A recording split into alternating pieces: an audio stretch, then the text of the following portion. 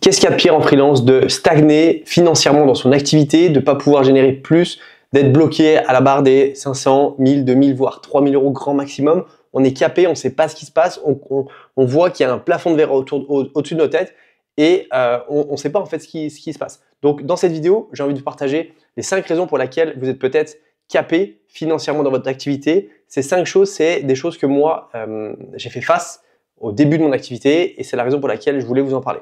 Donc, encore une fois, la raison numéro 1, selon moi, c'est que beaucoup de freelance, vous peut-être y compris, vous pensez que votre valeur vient du temps et de l'effort que vous mettez dans un projet. C'est-à-dire que vous facturez en fonction du temps que cela va vous prendre. Je dis une bêtise, vous estimez qu'il y en a pour 3 jours.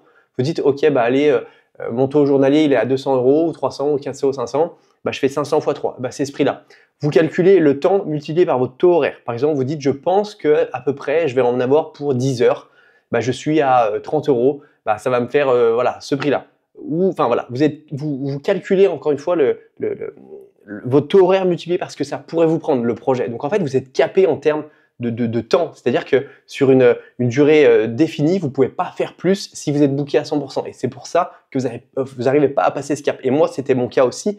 J'étais capé, je me demandais, putain, mais comment je pourrais gagner plus sans forcément faire plus d'efforts? Donc, on va voir là une solution juste après. Et donc, vous êtes capé en termes de chiffre d'affaires et vous facturez pas la vraie valeur de votre travail. Donc, pour moi, il y a une solution, c'est de facturer en fonction des compétences que vous avez et des résultats que vous allez apporter à votre client.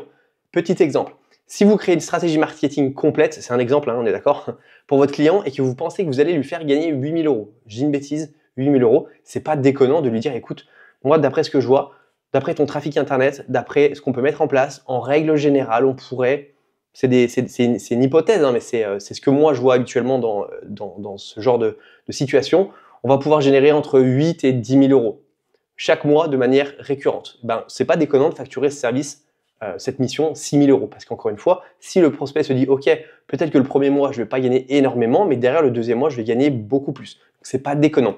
Donc encore une fois, là, on décorrèle notre temps du projet. On fait en sorte de se dire, je sais que je vais pouvoir lui apporter ce genre de résultat. Ça va sûrement lui générer entre ça et ça, c'est une fourchette. C'est pas certain, mais c'est à peu près ce que moi je vois.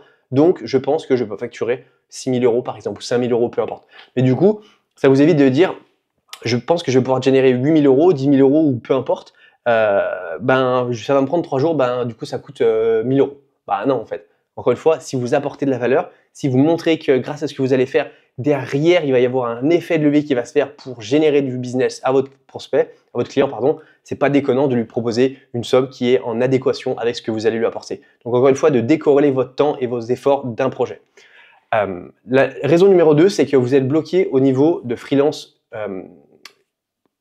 exécutant et vous n'êtes pas au niveau du freelance consultant. Oui, consultant. J'ai fait une vidéo YouTube là-dessus. En gros, un freelance exécutant, c'est une personne qui exécute ce qu'on lui dit, c'est-à-dire, voilà, j'ai besoin de ça, tu me fais ça, ok, pas de problème. Un freelance consultant, c'est un freelance qui exécute, mais surtout qui réfléchit, c'est-à-dire qui se dit, ok, je n'hésite pas à challenger mon prospect, je n'hésite pas à challenger ses idées, je lui apporte des nouvelles idées, je lui pose des questions, j'essaie de dire, ok, aujourd'hui on fait ça, mais pourquoi on n'essaierait pas ça plutôt? Est-ce que tu as déjà pensé à faire ça? Ah bah non, j'avais pas pensé, c'est pas con en fait. Voilà, c'est ça, un freelance consultant, c'est un freelance qui apporte des nouvelles idées, qui challenge, qui voit un peu plus large que ce qu'il devrait, qui apporte son expérience et son expertise, et il ne fait pas juste exécuter ce qu'on lui demande. Donc, c'est ça la différence pour moi. Enfin, c'est ça qui pourrait peut-être vous faire passer un cap, c'est d'arrêter d'être bloqué dans l'exécution, essayer de dire aussi que vous êtes payé pour réfléchir. Donc, par exemple, le scope de la mission, je dis une bêtise, c'est de faire une page de vente. Bah, essayez de challenger cette page de vente, demandez aussi pourquoi on ne ferait pas un upsell, un downsell, je ne sais pas, des choses où, voilà, des choses qui peuvent apporter encore de la plus-value à votre client. Si le scope de la mission, en gros, c'est ça, ben, n'hésitez pas à aller plus loin et apporter des nouvelles choses et de dépasser un peu le scope de la mission. Comme ça, la personne va dire, putain, c'est intéressant, j'ai payé pour ça, ben, j'ai eu ça, waouh, c'est ouf quand même. Donc, j'ai envie je sais que cette personne, je peux la payer plus cher, j'en parlerai autour de moi parce que ce freelance, il est hyper compétent. Donc ça, c'est peut-être la raison numéro 2 pour laquelle vous stagnez.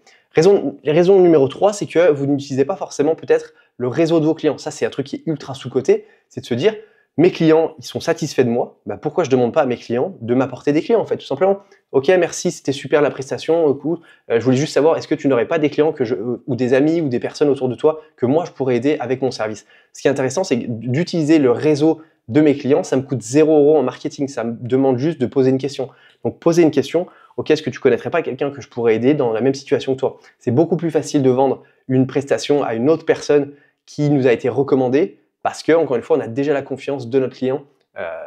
Et donc, c'est beaucoup plus simple. Donc ça, c'est vraiment un truc qui est qui est pour moi sous-coté, et derrière, de facturer des prix beaucoup plus intéressants aussi parce que la personne a déjà confiance en vous.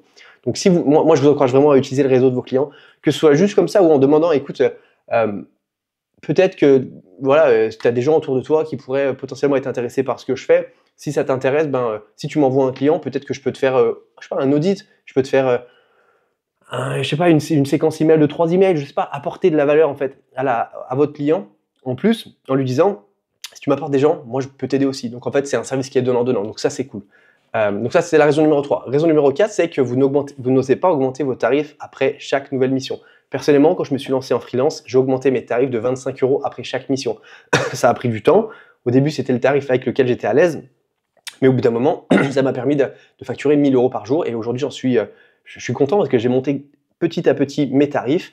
Et en fait, souvent, c'est ça, c'est qu'on n'ose pas facturer plus cher, on n'ose pas augmenter nos prix, alors qu'en fait, c'est logique. En fait, notre expérience, elle augmente, nos compétences augmentent, donc c'est normal qu'on facture plus cher parce qu'on va apporter de meilleurs résultats à nos clients. Donc vraiment, d'augmenter ses prix, c'est la chose la plus simple que vous pouvez faire. Que ce soit comme moi, encore une fois, 25 € par 25 €, 50 €, 100 €, 200 €, ou juste dire je double mes prix en fait, tout simplement.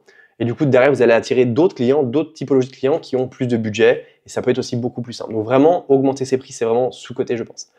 Raison numéro 5, je pense que c'est peut-être en tous les cas parce que vous n'osez pas investir en vous. Et ça, c'est un truc, encore une fois, je le dis, c'est sous-coté, c'est d'investir en vous. Si vous n'investissez pas dans votre croissance, c'est comme si vous n'arrosiez pas des fleurs. C'est-à-dire, vous avez un jardin et en fait, vous plantez des fleurs et vous les arrosez pas. En fait, c'est un peu bête parce que du coup, ça va pas pousser. C'est exactement la même chose pour votre entreprise et votre croissance. Si votre croissance, elle stagne et que vos concurrents vous passent devant, c'est un peu dommage. Alors que si vous dites, OK, aujourd'hui, je sais que j'en suis à ce stade-là, j'ai envie d'aller là, mais je ne sais pas comment y aller, comment je fais? Peut-être que je vais acheter des livres, peut-être que je vais acheter, je sais pas, je vais rejoindre un mastermind, je vais peut-être rejoindre un programme d'accompagnement, une formation, je vais demander à des personnes qui ont déjà fait ce que j'aimerais faire, comment ils ont fait. Voilà, c'est ça, c'est d'investir en nous pour derrière gagner du temps. Alors certes, vous allez payer 1 000, 2 000, 3 000, 10 000, j'en sais rien, mais derrière, vous allez gagner du temps et aussi de l'argent. Donc en fait, au lieu que ça vous prenne 2 ans pour facturer de 0 à 500 €, peut-être que là, ça va vous prendre que 2 semaines parce que du coup, vous allez comprendre des choses, on va vous donner des insights, des choses qui vont vous permettre d'aller beaucoup plus vite. Donc, d'investir dans sa croissance personnelle, dans ses compétences, c'est des choses en plus que vous allez pouvoir garder toute votre vie. Apprendre à vendre, apprendre à marketer, apprendre à trouver des clients, apprendre à gérer des clients, à upsell des clients. Tout ça, c'est des choses qui sont hyper importantes, qui vont vous permettre d'augmenter votre croissance. Et c'est peut-être la raison pour laquelle vous êtes bloqué, parce qu'aujourd'hui, vous ne voulez pas trop investir en vous. Et toi, je sais, ça coûte un peu cher et tout. Oui, c'est sûr, ça coûte cher et c'est une réalité. Par contre, la réalité, c'est que ça peut vous aider. Ça peut vous faire passer un cap. C'est un trampoline, en fait. C'est de te dire, OK, certes, j'investis, mais derrière, je vais faire x1, x2, x3, x4, x5, x10 de mon investissement. C'est ça qui est important. Donc moi, mon conseil, et c'est moi ce que je fais, c'est que j'épargne chaque mois une somme à réinvestir dans mon business, dans ma croissance, que ce soit, encore une fois, des coachings, des formations, des livres, du consulting. L'autre coup, j'ai lancé des publicités Facebook. Et je suis allé voir un mec qui est spécialisé en publicité Facebook. Je lui ai dit, écoute, j'aimerais t'acheter 1 heure de ton temps pour que tu regardes ce que j'ai fait. Est-ce que mes publicités Facebook sont bonnes ou non? J'aurais pu dire non, j'ai déjà investi, j'ai déjà investi 1000 € dans la publicité. Non, je peux pas me permettre d'investir 150 € de plus. Non, non, je l'ai fait parce que je sais que si je me fais aider par une personne qui sait faire, je vais gagner du temps et je vais aussi gagner de l'argent derrière. Donc je pense que d'investir en soi, dans ses compétences, c'est hyper important. C'est peut-être la raison pour laquelle vous stagnez, que vous n'arrivez pas à casser ce plafond de verre. Donc voilà pour les 5 raisons. J'espère que ça vous aura aidé, ça vous aura fait réfléchir. Et en tous les cas, si c'est le cas, n'hésitez pas à la liker, me laisser un petit commentaire, ça fait toujours plaisir. Ça montre que vous aimez ce genre de contenu, je peux en faire davantage. Ça me motive aussi à en faire. Ça montre à l'algorithme que vous aimez bien ce genre de vidéos. Et activez la petite cloche aussi pour être prévenu des prochaines vidéos. Et moi, je vous dis à très vite pour la prochaine. Ciao!